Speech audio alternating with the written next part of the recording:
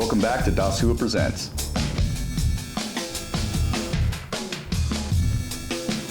Today we'll be sitting down with OC and we're having a real conversation with a real veteran about real stuff we're all really going through. Thanks very much for being here. I really appreciate it. I think it's real good.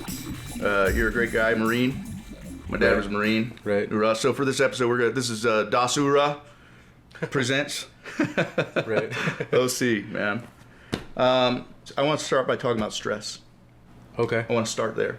Right. So, I mean, there's a checklist for everything. And when we train, I mean, you learn everybody's job. Everybody learns everybody's job, so that when, you know, a stressful situation goes down, everybody knows what they're doing. And there's always dry runs. There's always rehearsals. You know, there's always meetings. There's always planning going down. So everybody knows what's going down at all times, and nobody's ever lost. You know, like lost in the sauce, man. No one's ever, you know, not knowing what to do. Everybody knows what to do. Now that's one of the stronger advantages of military service. Everybody works as a team, knowing their duties and knowing how to support each other in those duties. Right. And we do it for this common cause. When you consider that, now it's coming from that kind of an environment where you're accustomed to the knowledgeability being present in everybody, so you can rely on them. You can trust them, right? Right. Was there a greater spike in stress because of things like that and the lack of presence or the presence of them? You know, it feels exactly like that. For me, for us, we like we just explained, we know each other's jobs. We know what to do when a stressful situation goes down. So when something does go down and you don't have anybody to the left and to the right of you, and you don't have anybody to the front or to the back of you anymore, you're kind of just left. Kind of just, I don't know. That doesn't feel the same, man. You don't have that same cover. Yeah. You don't have that same 360, huh? man. You don't have, yeah. Yeah. You don't have that person to the left or to the right. It's just you now. You know? Yeah. Before you had, you know. I emotionally went through and go through the trials with that. I find myself striving to make the people that are in my life fulfill those roles that as a junior enlisted person, I grew to have faith was always going to be there, you know? Right. You have great NCOs in leadership when you're a junior person that teach you things about leadership, and that they're going to be there, and that you don't got to worry about your six. You got to worry about your front. Right. And you got to worry about the front. Whatever the front is that we give you, you got to worry about that, because I've got your six, you know? And then as you become an NCO and a leader, and you start doing the same thing, so you're watching everybody's six. And coming out of the service and into the civilian side, I found that guy to the left of me, the guy to the right of me, guy not being present, I found myself trying to make the people that were present fill those positions, and sometimes even becoming aggravated and short with my patience, you know, a little bit here and there, because I want to train them up and have them prepared, you know. But it's not the way it has to remain, but it is something that we do go through, right? It's funny that you mention it, because, you know, you went your path with it. Yeah. You know, you said you try to make the people around you those people that you know that can cover you. Yeah.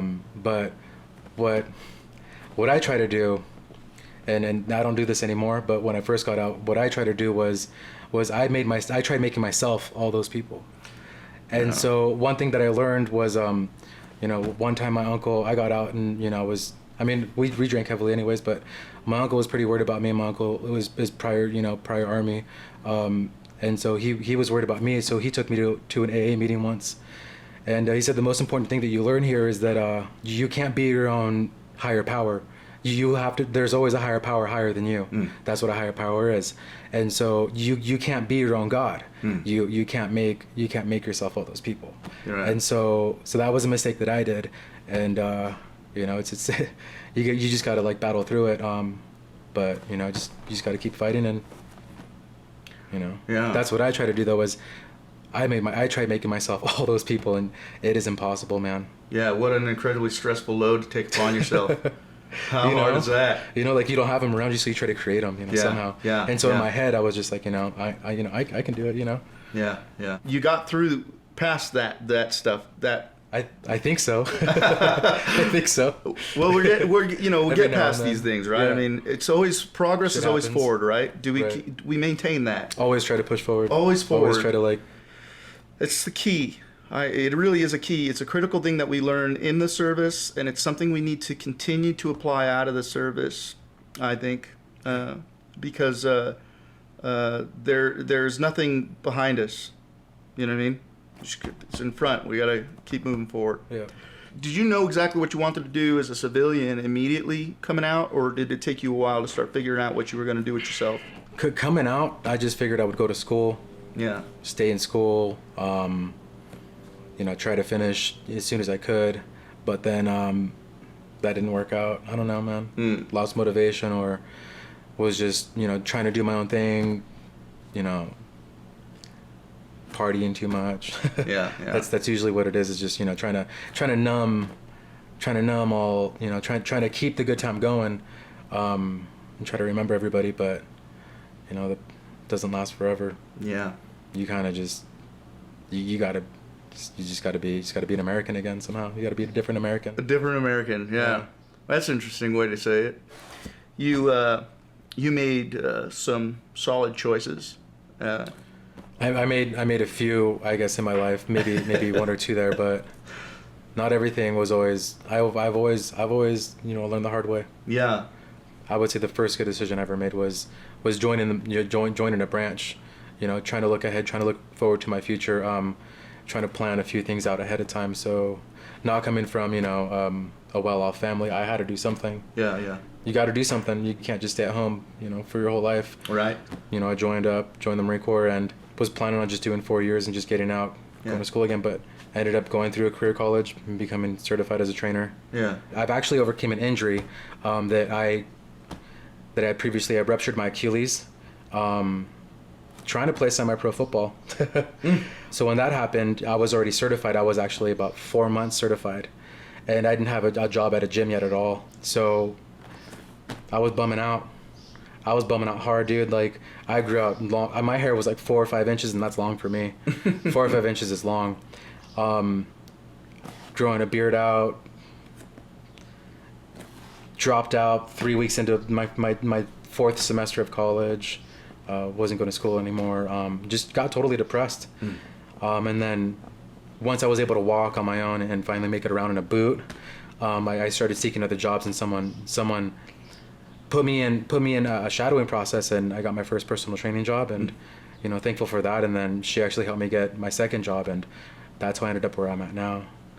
So fitness is your endeavor. To me, that it's apparent then that you have some closeness to it. How has it helped you? Period.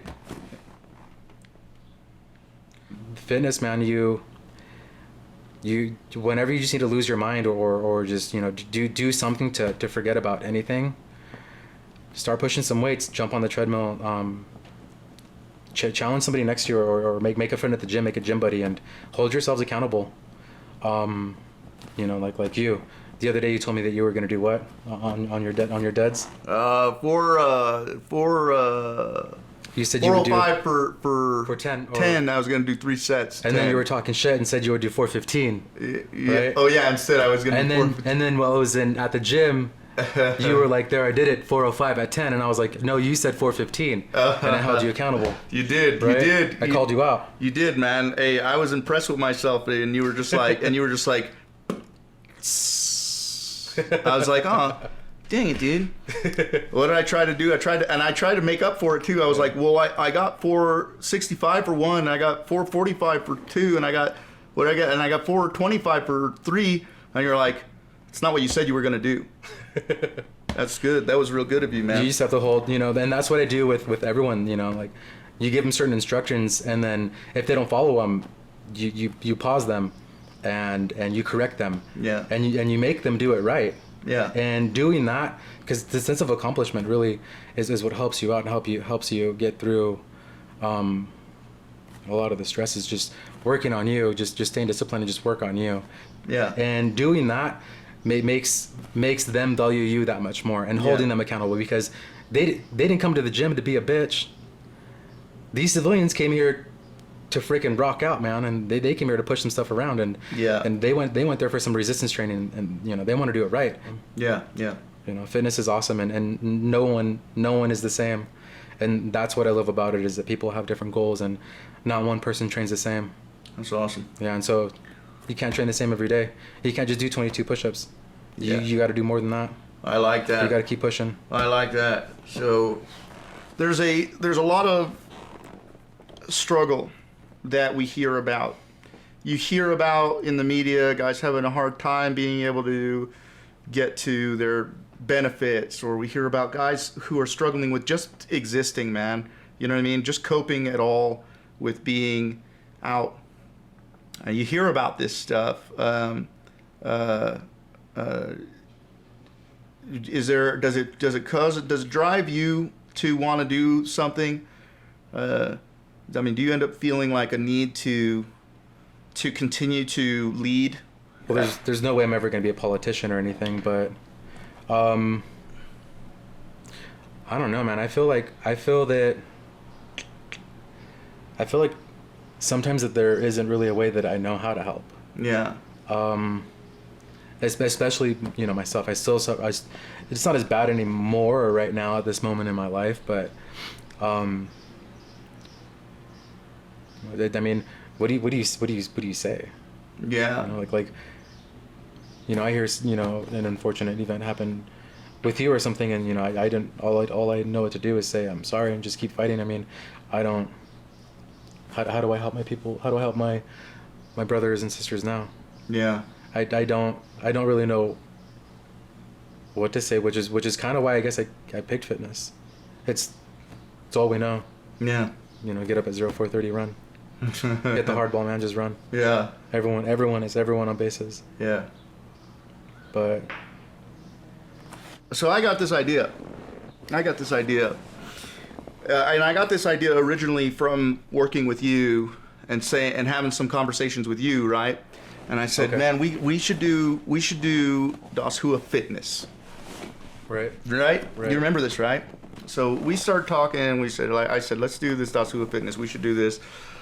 And this presentation from our first show and this presentation here produced a desire from one of our viewers, one of our subscribers, who wants to be motivated again. He's a Marine. This young Marine wants to be motivated again. And I thought to myself, oh man, how perfect is this, that I should have this young fellow who's just starting to sink his ass into the back of his couch. Yeah. Who suddenly desires, I don't want to anchor this ass to this couch yet. And how perfect is it that I should have a good friend like OC to be able to say, hey man, what do you think about we could get you to train him, teach him, and work with him, and work him out, and help motivate him a bit, and maybe we can just kind of keep tabs on it over the course of your training. Dude, that would be perfect. Would that be cool? It would be great, only because I get to hang out with someone just like me again. Dude. I kind of it's fun. Yeah. Yeah. Get to hang out with another killer. Do you know what I'm saying? Dude, pretty soon we're just gonna have battalion runs at 05 or 06 just around the city, man. It's one of my platoon. One of my desires is to have the Das Hooah Fitness Center. Dude, 4th of July's, man. Yes. Imagine. Yes. Imagine a moto run. Flags, bro. Right. Flags, man. Just bring your flags out. Guidons everywhere, dude. Guidons everywhere, bro. Just and big, man. Dude, big flag marches, bro. Yeah. It's glorious. I've always tried to promise myself, or I promise myself that even when I'm 80 or 50, whatever, that it's unsad if you don't fit in your uniform or fit in your blues.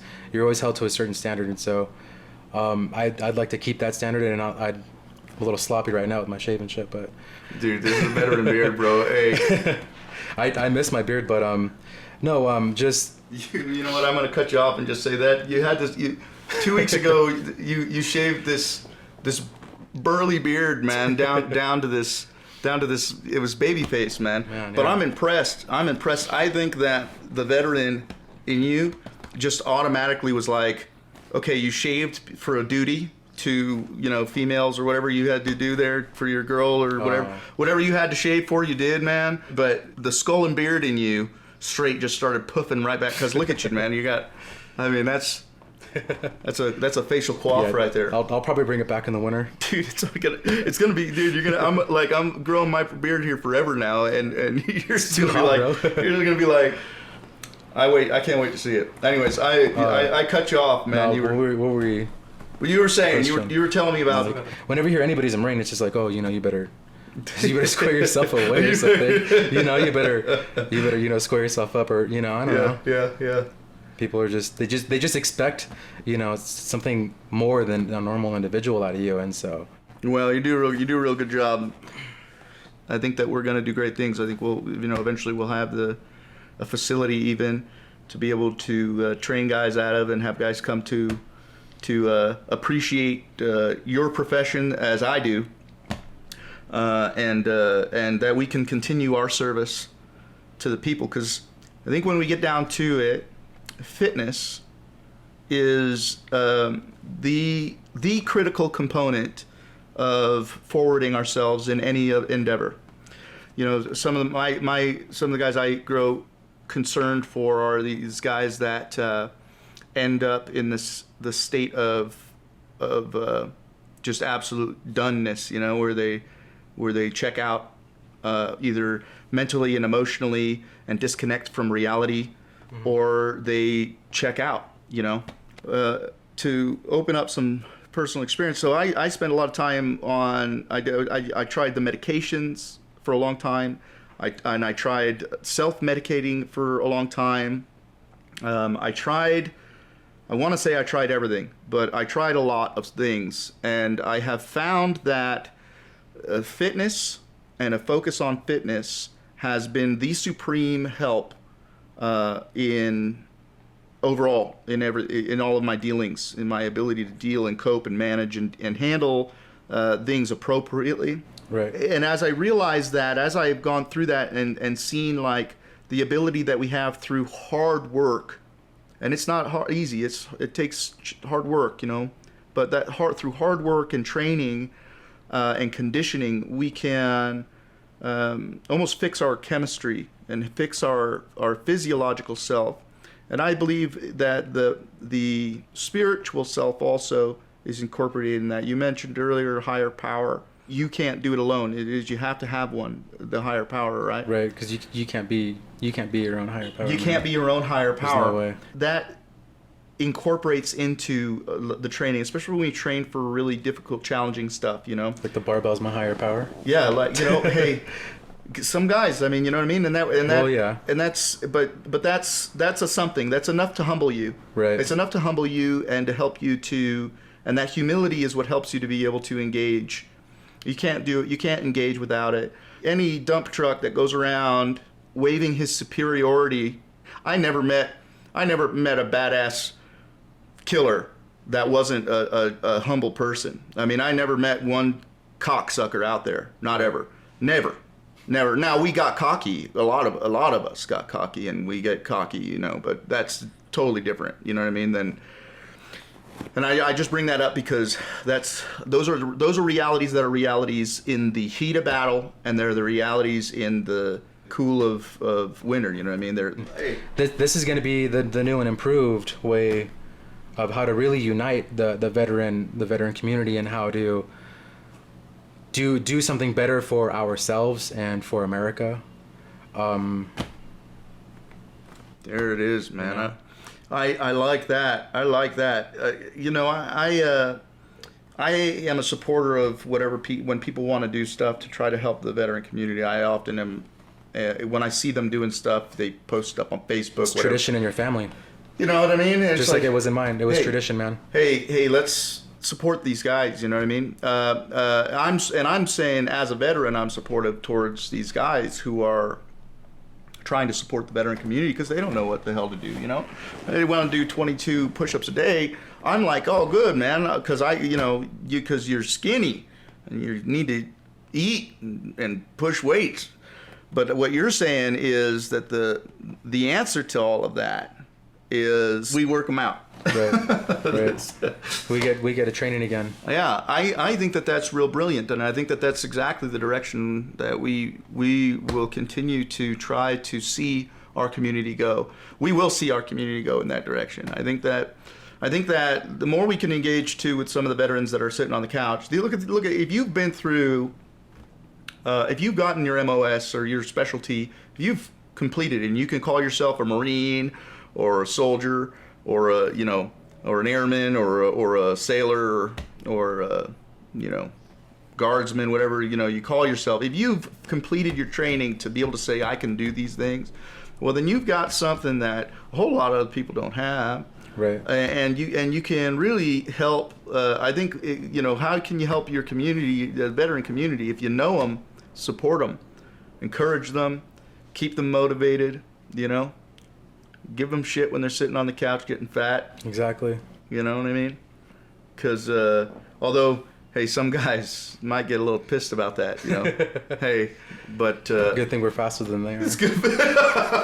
Yes. Good thing we keep working out. Yes, sir. Yes, sir. Just keep shooting and moving, man. That's it. Shoot and move and communicate. Yeah. Shoot, move, and communicate. Like there's no standing still. You're just if you don't do that, you're just a shitbag. Yeah, you are. You're just a shitbag. That's right. What is this? I'm not doing anything. Come on, let's go. Get rid of this fool. Get this fool out. What are you doing in my army? What are you in my corps, right? Get out of my section. Get out. Well, we're all doing. I'm real proud about all of us, man, that are stepping out. And I'm real proud of you, and I'm real grateful that you came on today and you sat down to be able to share and talk a little bit. And I look forward to getting you on again in the future here, on getting you to follow up with these guys. And I look forward to what we're going to do together and what the community is going to do together. There's a lot of us out there. Yeah. I never see us, but we're there. Dude, we're there, and just need to keep it tight, man. Yeah. Just keep it tight. Yeah. That's it, man. Keep it real, man. Right on. Thanks for enjoying another episode of Conversations with Hooah Presents. Please be sure to like and subscribe and leave us any comments with content that you have liked or would like to see in the future. We'll see you next week on Hooah Presents.